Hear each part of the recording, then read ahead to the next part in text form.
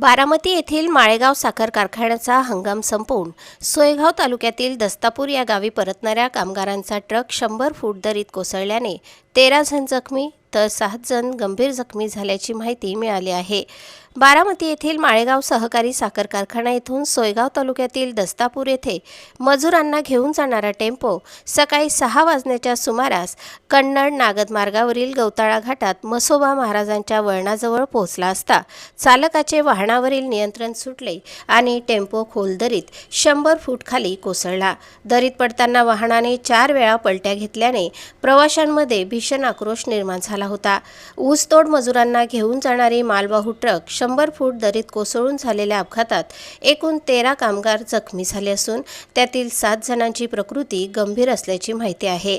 या घटनेमुळे परिसरात हळहळ व्यक्त होत असून जखमी मजूर आणि लहान मुलांच्या वेदनांनी उपस्थितांचे मन सुन्न झाले। दरम्यान या अपघातात वंदना अशोक अंभोरे, रुक्साना सलीम तडवी, दिव्या हिरामन पगारे, सोनाबाई सलीम तडवी, रंजनाबाई हिरामन पगारे, आशा सुखदेव पगारे, कोमल हिरालाल पगारे, मनीषा प्रवीण वाघ, प्रवीण बापू वाघ, ममता प्रवीण वाघ, ऋत्विक प्रवीण वाघ, सलीम जमाल तडवी, अजित मुक्तार तडवी हे सर्व सोयगाव तालुक्यातील दस्तापूर येथील रहिवासी असून वाहन चालक महेश दीपक माने यांच्यासह एकूण 13 जण गंभीर जखमी झाले आहेत। सदर घटनेची माहिती मिळताच कन्नड ग्रामीण पोलीस ठाण्याचे सहाय्यक पोलीस निरीक्षक doctor Ramchandra Pawar, police head constable Ravindra Thakur आणि प्रदीप पवार यांनी तात्काळ घटनास्थळी धाव घेत मदत कार्य सुरू केले।